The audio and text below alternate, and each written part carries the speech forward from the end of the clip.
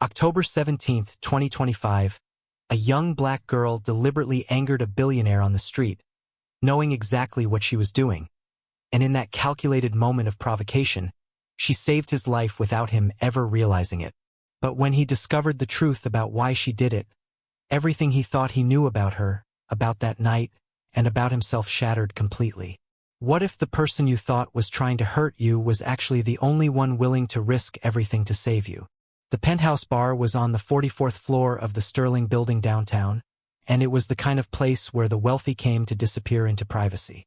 Floor-to-ceiling windows overlooked the city like it was a game board, and everything about the space whispered of exclusivity and control. Victor Ashford had been drinking for 3 hours. Not heavily at first, but as the evening progressed and the calls from his legal team about the merger that had fallen apart kept coming, he'd moved from scotch to bourbon to something harder. His company, one of the most successful pharmaceutical conglomerates in the country, was crumbling. A lawsuit had emerged. Allegations, things he'd hidden carefully for years, were surfacing. He was alone in the bar except for the bartender, who knew better than to make conversation. Victor appreciated that.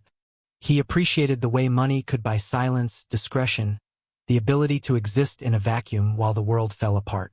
By 10 p.m., he was past the point of coherence. His phone had stopped ringing. He'd turned it off. His hands shook slightly as he lifted the glass. Not from fear, but from the particular exhaustion that comes from knowing you're about to lose everything and that you deserve it. He was thinking about jumping. Not seriously, not yet, but thinking about it in the way a drowning man thinks about drowning, as an option, a choice, a way to take control of something that had spiraled beyond his control. That was when she came in. She couldn't have been older than 17. Black, wearing a school uniform from Lincoln Heights Academy, the most expensive private school in the city. She moved through the bar with the confidence of someone who didn't belong there and didn't care. The bartender looked confused, then started to say something about age restrictions. She ignored him completely and walked straight to Victor. "You're Victor Ashford," she said. Not a question, a statement. Her eyes were sharp, intelligent, and filled with something that looked like rage. Victor looked up from his drink, trying to focus on the figure in front of him. "How did you get in here?" "Service elevator. Maintenance access." She sat down across from him uninvited. "I've been waiting for an opportunity to find you alone. Security will remove you in approximately 30 seconds, Victor said flatly, but he made no move to call for help. "Probably," she agreed. "But before they do, I need you to know something. I need you to know that your company killed my father." The words were delivered calmly, but they carried weight. Victor felt something shift in his chest. Not guilt exactly, but recognition. Recognition that this moment was important, that something was about to change. "My name is Keisha Porter," she continued. "My father was Marcus Porter. He took your drug, cardoxin, for hypertension. The drug you knew had complications in certain populations. African American men specifically. The complications you didn't report. The complications you buried in data analysis because reporting them would have cost you market share." Victor's hands were shaking now, but not from alcohol.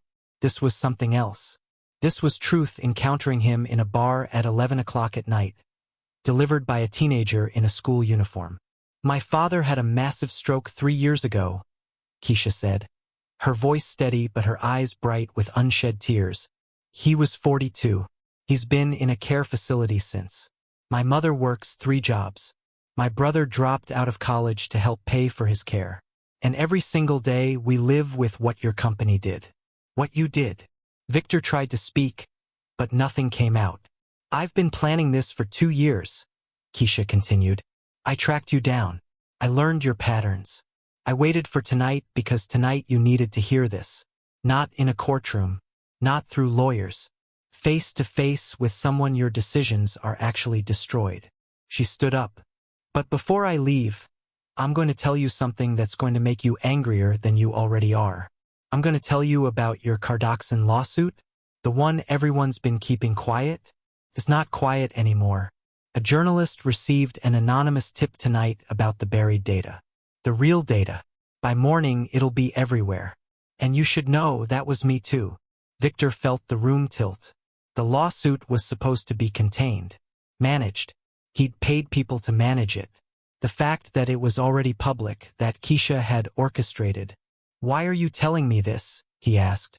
Because I want you to know exactly what you've lost before you lose it, Keisha said coldly. I want you to feel it. I want you to understand what it means to have your entire world collapse. Just like my family did. She turned to leave, but Victor's voice stopped her. You want me to kill myself, he said, understanding suddenly. That's what this is. You want me to understand that I deserve to die, and you're hoping I'll do it. Keisha paused at the edge of the bar, silhouetted against the city lights behind her. For a moment, her expression cracked. Just slightly, just enough to show something beneath the rage. Something like doubt. I don't want you dead, she said quietly. I want you to understand what you've done. But if you... She didn't finish. She just left. Victor sat alone in the bar, the city glittering beneath him. His phone was still off. The alcohol was wearing off, replaced by something sharper and more terrible. Clarity. He stood up, unsteady, and walked toward the window. The glass was thick, bulletproof, the kind that couldn't be broken from the inside. He pressed his forehead against it and looked down. 44 stories. The distance looked mathematical from here. Clean. He was reaching for his phone, to turn it on, to make arrangements, to ensure things were handled efficiently even in his exit, when something changed. His vision blurred. His hand went numb. The chest pain started as a tightness, then became something volcanic. His left arm went dead weight. His legs buckled. Heart attack, some distant part of his brain recognized. He was having a heart attack. He fell hard, his body striking the edge of the bar on the way down. His head cracked against the marble floor. The last thing he saw before consciousness fragmented was the bartender's face. Shocked and distant, as if watching something happen through glass. Everything went black. The Porter family lived in the Riverside neighborhood, in a modest house that had once been well-maintained but now showed the strain of 3 years of crisis management. The medical bills had forced choices. The roof repair had been postponed. The garden had gone to seed. The second car had been sold. What remained was a house that carried the weight of survival. Keisha's father, Marcus Porter, had been a structural engineer. Respected, accomplished, the kind of man who'd worked his way up from nothing. He'd made good money. He'd invested wisely. He'd done everything right. Cardoxin had been prescribed for hypertension in 2022, a routine medication for a manageable condition. Victor Ashford's pharmaceutical company had marketed it aggressively as safe for all populations. The early data, the data that had been published and promoted, showed excellent results. What hadn't been published was the separate analysis. The one that showed significantly higher rates of stroke and cardiac events in African American men. The one that Victor's team had identified, discussed, and deliberately suppressed because publishing it would have triggered FDA review, reduced market share, and ultimately cost the company hundreds of millions. Marcus Porter had been one of the 47 men in that suppressed dataset who had suffered a massive stroke. He was 42 years old. Keisha had been 14 when it happened. She'd been doing homework at the kitchen table when her mother screamed. She'd found her father on the bathroom floor, his right side completely paralyzed, unable to speak, unable to recognize her. The hospital, the ICU, the slow realization that recovery wasn't coming. Marcus Porter was alive, but the man he'd been was gone. He required round-the-clock care. He couldn't walk, couldn't speak coherently, couldn't feed himself. Her mother, Diane Porter, had tried to keep working, but managing his care had become impossible. She'd had to quit her job at the accounting firm. She'd taken part-time work, cleaning houses, retail, anything flexible enough to allow her to care for Marcus during the day and navigate his medical needs. Keisha's younger brother, Devin, had been 17 when his father had the stroke. He'd been on track for a full scholarship to Howard University. Smart, athletic, the kind of kid colleges were recruiting. But when Marcus couldn't work and their mother couldn't work full-time, Devin had made the choice. He'd taken a semester off, then another. He was still taking time off, working in warehouse management, his college dreams suspended indefinitely. Keisha had thrown herself into research. She'd become obsessed with understanding what had happened, why, and who was responsible. She'd discovered the lawsuit, the one the media hadn't picked up on. She'd found former employees of Ashford Pharmaceuticals who'd come forward in depositions about the buried data. She'd learned Victor Ashford's name. She'd learned his patterns, his schedule, his routines. She'd learned that he lived alone in the Sterling Building penthouse, that he frequented the 44th floor bar on Wednesday nights, that he was, in his own way, as trapped as her father had been, trapped in a life that was collapsing from the consequences of his own decisions. For 2 years, Keisha had planned. Not because she wanted revenge exactly, though there was rage genuine and burning. She'd planned because she needed him to understand. Not abstractly, not through legal proceedings or media coverage, but face to face. She needed Victor Ashford to encounter what he'd done in the form of a girl whose life had been shattered by his negligence. She'd also done something else, something that she'd kept completely secret from her family. She'd contacted a journalist, Alexa Martinez, an investigative reporter who'd been looking into pharmaceutical company cover-ups. She'd given Alexa everything. The buried data, the emails between Victor's team discussing suppression, the names of people who'd been silenced, paid off, or intimidated into compliance. She'd done this knowing it would destroy Victor Ashford's company and likely result in criminal charges. She'd done this not primarily for justice, though she believed in that. She'd done it because if she was going to confront him, if she was going to make him understand what he'd done, the full weight of that understanding needed to already be falling on him. The timing had been deliberate. The journalist had been instructed to publish the story the morning after Keisha's planned confrontation, which meant when she walked into that bar on Wednesday night, Victor was hours away from finding out that everything was about to come apart. She'd wanted him vulnerable. She'd wanted him already breaking. What she hadn't wanted was for him to have a heart attack. When she'd left the bar, she'd been angry, satisfied with her confrontation, convinced she'd accomplished what she'd set out to do. Plant the seed of understanding in Victor Ashford's mind. She'd imagined he'd survive the night. She'd imagined he'd read the news the next morning and feel the full weight of exposure. She'd imagined he'd face consequences, legal, professional, personal. She hadn't imagined him collapsing in the bar. She hadn't anticipated that her words, delivered in anger and designed to inflict psychological pain, would contribute to triggering an actual medical crisis. She'd been home for 20 minutes when her phone buzzed with a news alert.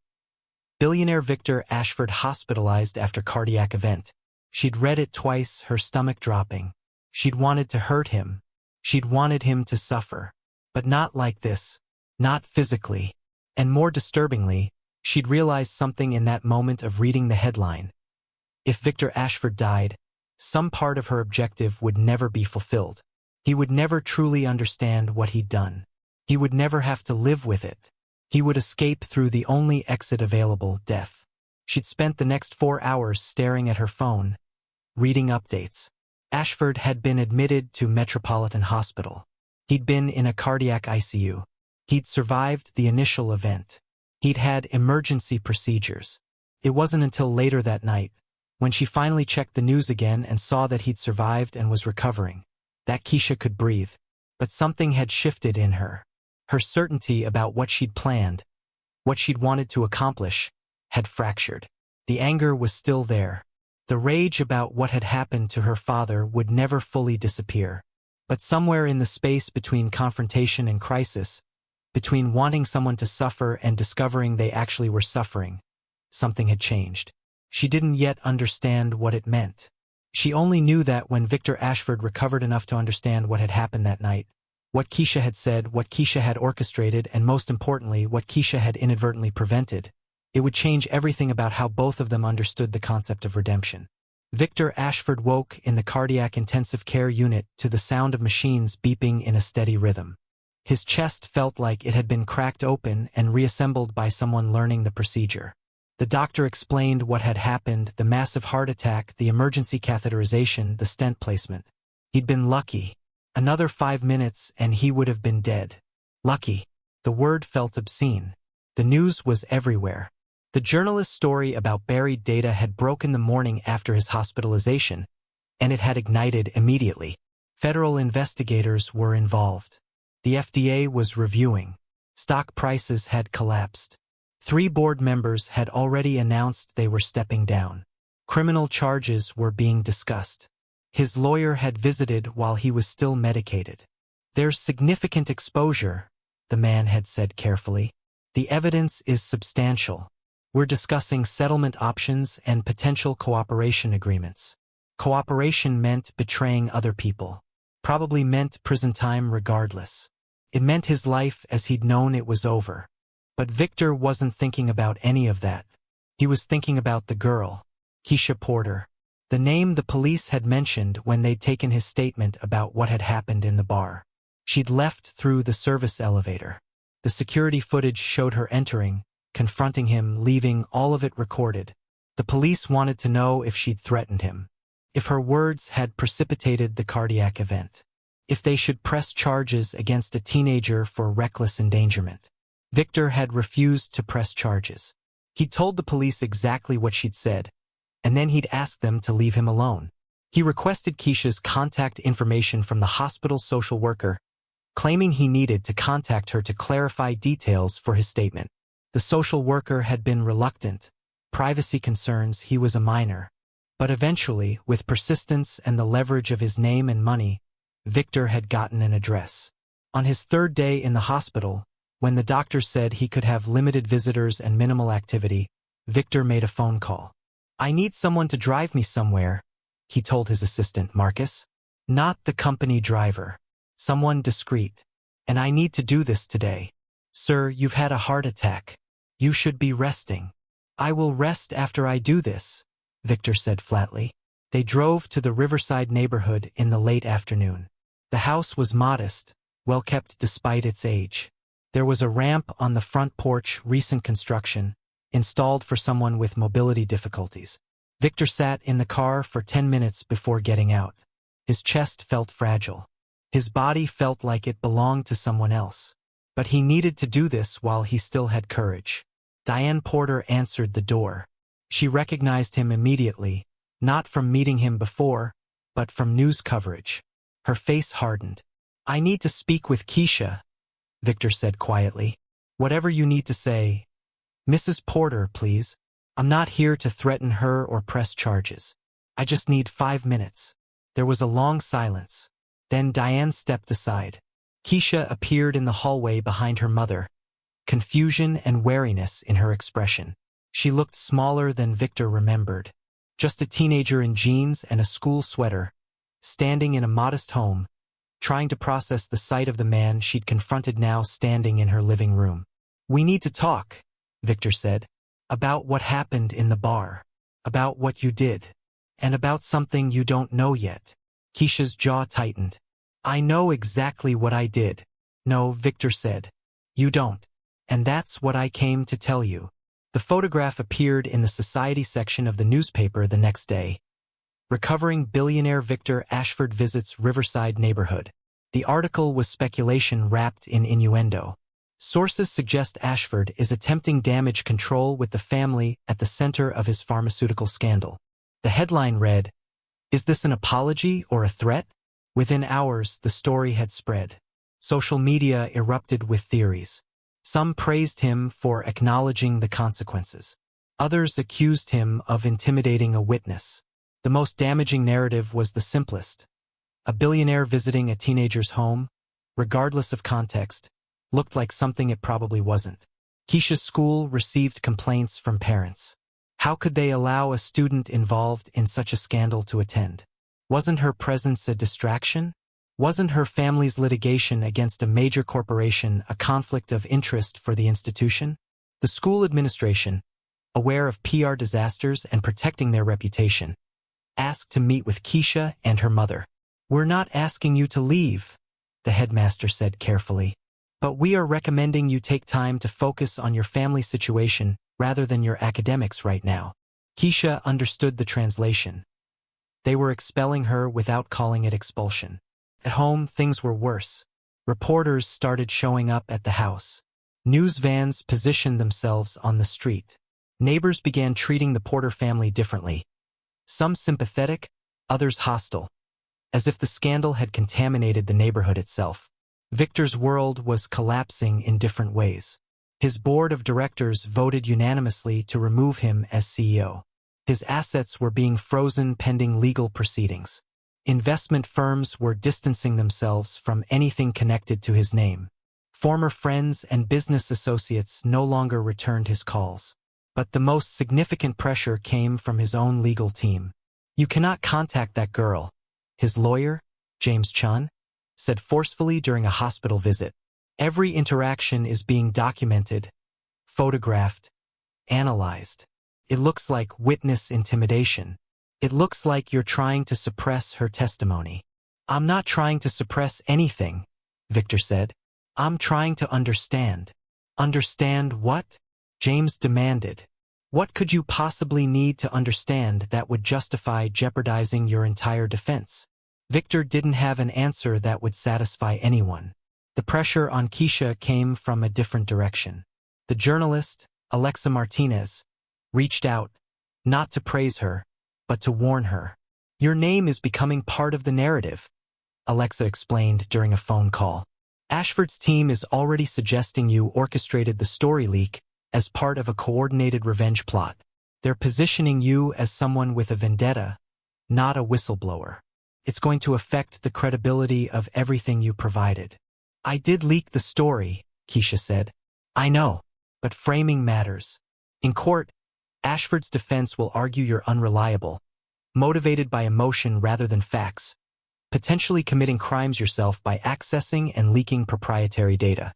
The legal implications became clear. Keisha could face charges, hacking charges, data theft charges. The very act of bringing justice could result in her prosecution. Meanwhile, Victor remained confined to recovery. His doctors were explicit. Stress would trigger another cardiac event. He needed rest, medication, lifestyle modification. He was supposed to be avoiding conflict, not seeking it out. Yet he couldn't stop thinking about Keisha, about what she'd said, about the implication in her father's condition, that there was something he still didn't understand. He tried calling her house multiple times. Diane Porter answered once and told him never to contact them again. The rest of the time, no one picked up. The two worlds, Victor's collapsing empire and Keisha's fractured family, were now entangled in legal proceedings, media narratives, and mutual misunderstanding. Both of them wanted clarity. Both of them were being systematically prevented from achieving it. And neither of them yet understood the full truth of what had actually happened in that bar or what it meant. The federal prosecutor's office sent a formal letter 3 weeks after the news story broke. They wanted to discuss Keisha's methods for obtaining and releasing proprietary pharmaceutical data. Specifically, they wanted to know if she'd committed unauthorized computer access, a federal crime that could result in significant prison time for a juvenile. Keisha read the letter sitting at the kitchen table while her mother was at work and her brother was at his warehouse job. Her father was in the living room, making the soft vocalizations that constituted his communication now.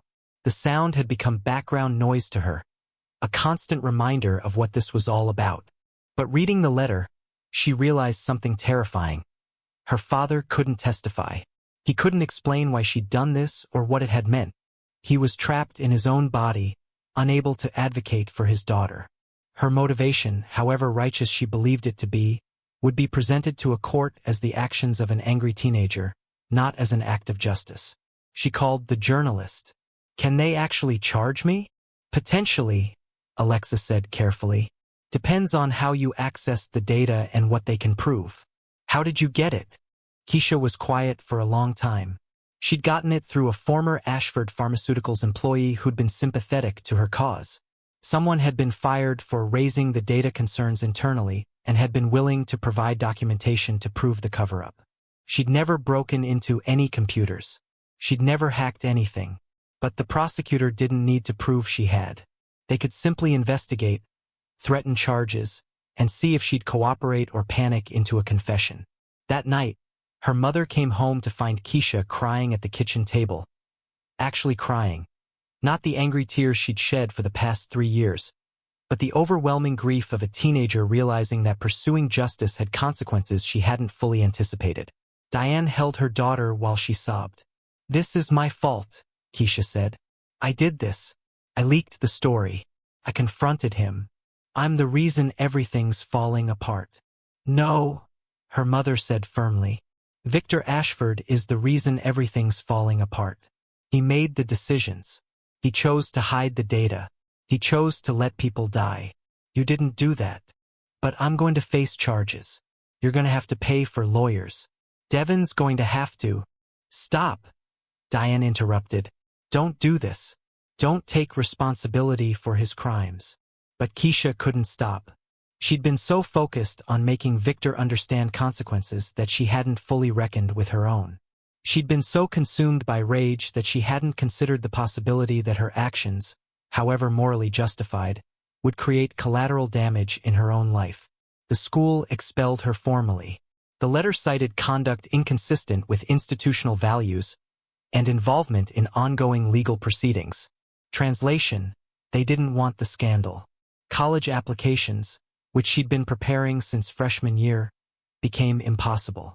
Universities weren't going to accept a student potentially facing federal charges. Her National Merit Scholar status felt suddenly meaningless. Her friends at Lincoln Heights had distanced themselves. Some out of fear. Association with her might reflect badly on them. Others out of genuine confusion about whether what she'd done was justice or crime.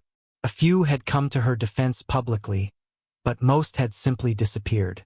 She wasn't sleeping. She wasn't eating properly. She'd lost 12 pounds in 3 weeks, and her mother had taken her to the doctor, who'd prescribed anti-anxiety medication and recommended therapy. Keisha had refused the therapy. How could she explain this to a therapist? That she'd committed crimes for justice? That her father's condition was her motivation? That she was angry all the time but also devastated by the cost of her anger? The weight of what she'd done.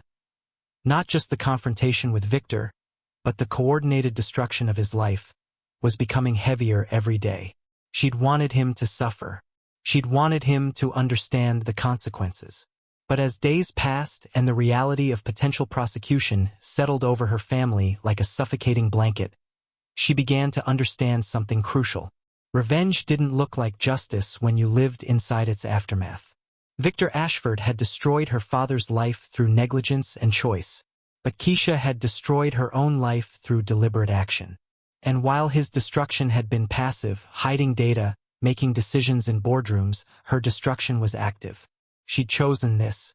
She'd planned it. She'd executed it. And now she had to live with the consequences. Her mother tried to shield her.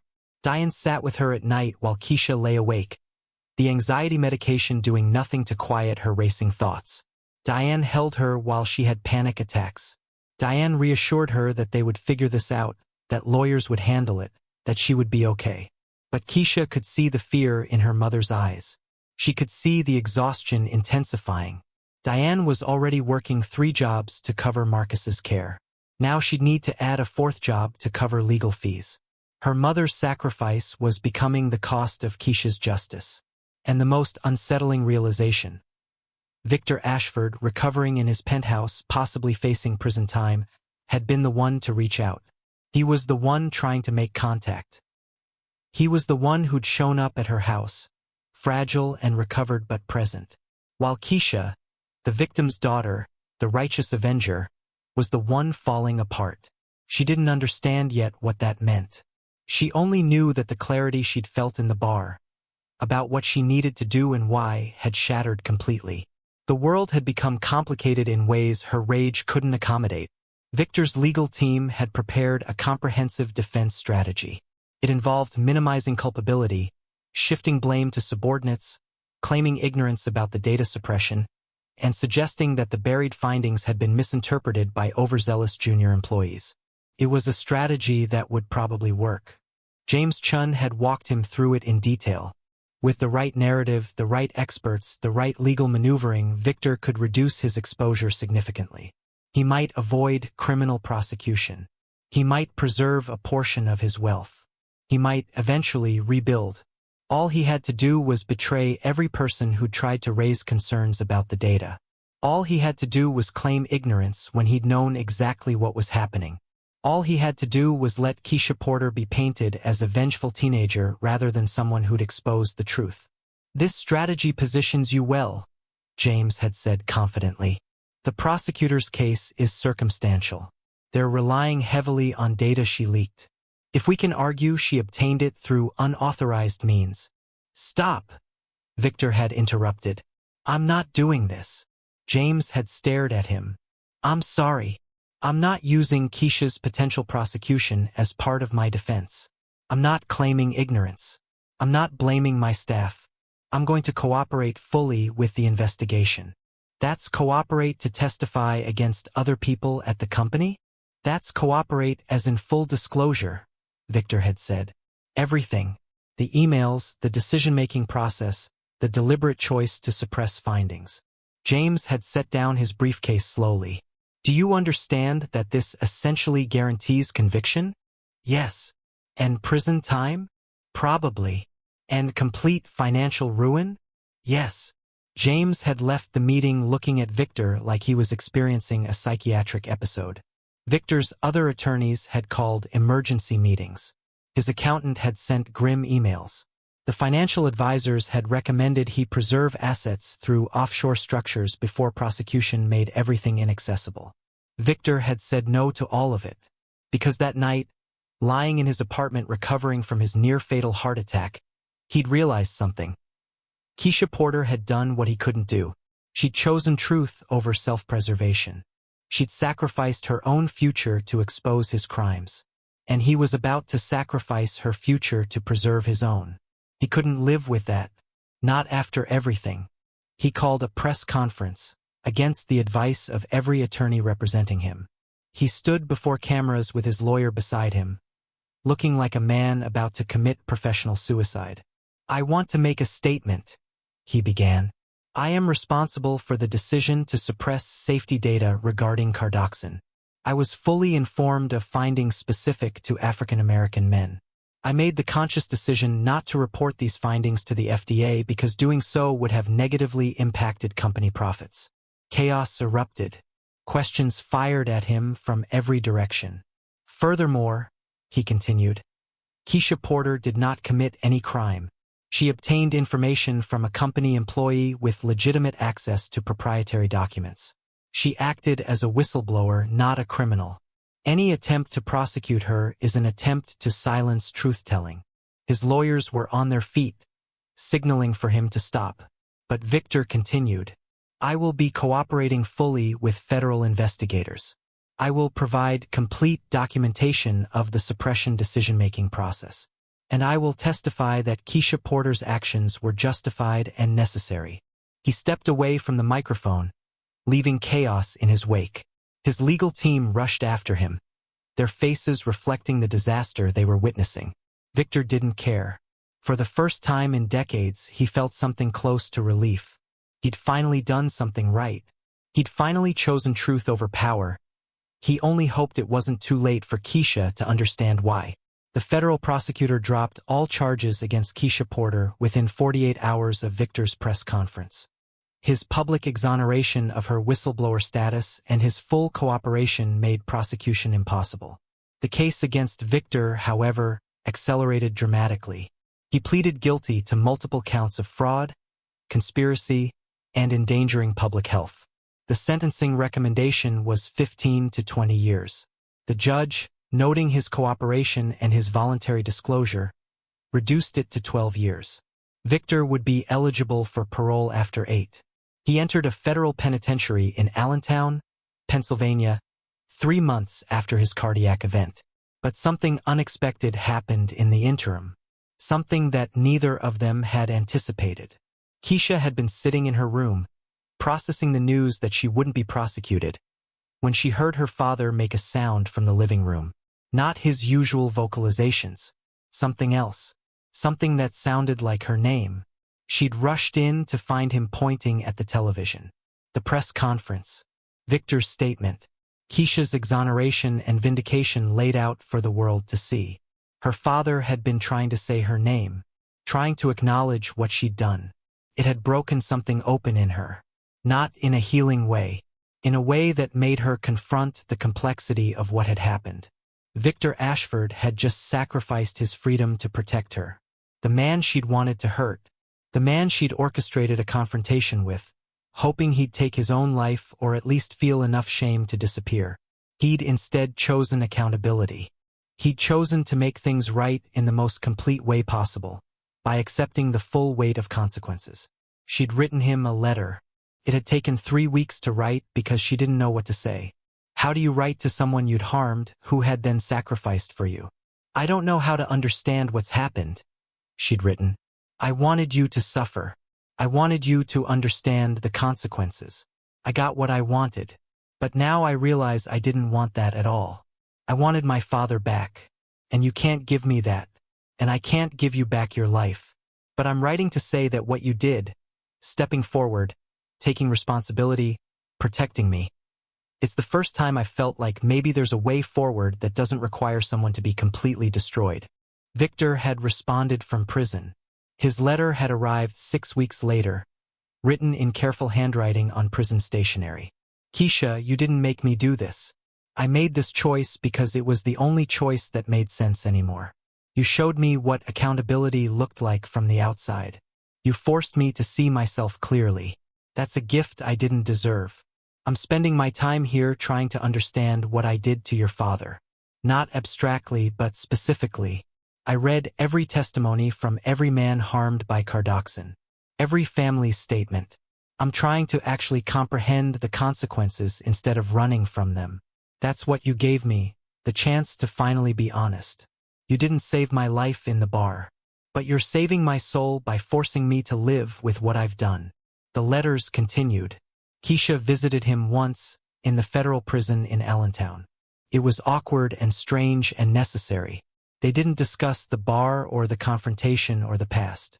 They discussed what he was reading, what she was doing.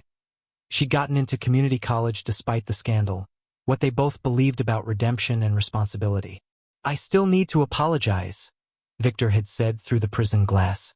I know, Keisha had replied, and I still need to forgive. But maybe we do that by both of us trying to live differently going forward. Meanwhile, the pharmaceutical industry shifted. Victor's testimony in court about the suppression of safety data became the foundation for new FDA regulations requiring more rigorous reporting of demographic-specific adverse effects. Studies were launched into how Cardoxin had affected various populations.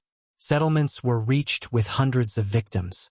Marcus Porter's medical care was covered by one of these settlements. For the first time in 3 years, Diane Porter didn't have to work 3 jobs. She could focus on her husband's care and her son's education. Devin returned to college. The journalist who'd broken the story, Alexa Martinez, won a Pulitzer Prize for her investigation. In her acceptance speech, she thanked the teenager who'd provided the data, calling Keisha the bravest source I've ever worked with. Keisha graduated from community college and applied to 4-year universities. Several accepted her. She chose Howard University, Devin's original dream school, and decided to study public health policy. Her application essay was about her father and about what happens when someone finally tells the truth. 2 years into Victor's sentence, a prison reform organization invited Keisha to speak at a conference about accountability and redemption. She'd been nervous about it, speaking publicly about her experience, about Victor, about the moral complexity of what had happened. But she'd accepted. I orchestrated the destruction of a man's life, she told the audience. Not because I was noble. Not because I was purely motivated by justice. I did it because I was angry and hurt and I wanted someone else to feel what I felt. That's not heroic. That's human. And it's important to understand the difference. She talked about the confrontation in the bar. She talked about her realization that revenge looked different from inside it than from outside it. She talked about how Victor had responded, not with defensiveness or counterattack, but with accountability. He could have destroyed me, Keisha had said. He could have used his wealth and power to make my life impossible. Instead, he gave up his freedom to protect mine. And I don't say this to make him a hero.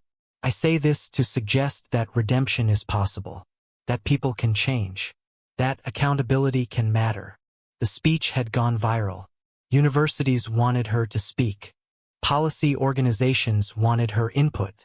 She became, unexpectedly, a voice in conversations about pharmaceutical ethics and corporate responsibility.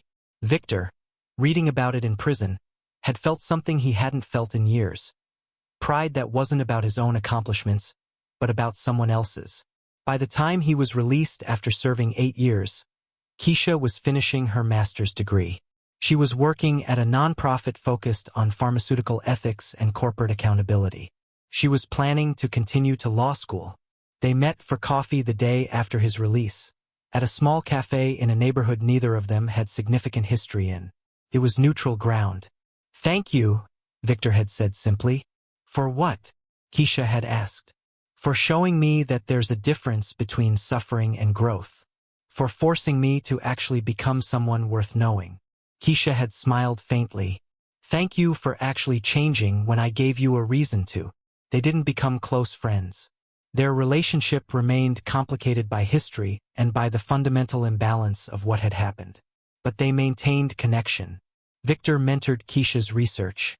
Keisha advocated for prison reform programs that included the one Victor participated in. The world didn't celebrate their story as redemption exactly. It was too complex for that, too morally ambiguous, too specific to their circumstances. But in the years that followed, the pharmaceutical industry became more cautious about hiding data. Regulatory bodies became more rigorous. And one girl who'd set out to destroy a billionaire ended up helping transform an entire industry. Not through her anger, but through her willingness to move beyond it towards something more constructive.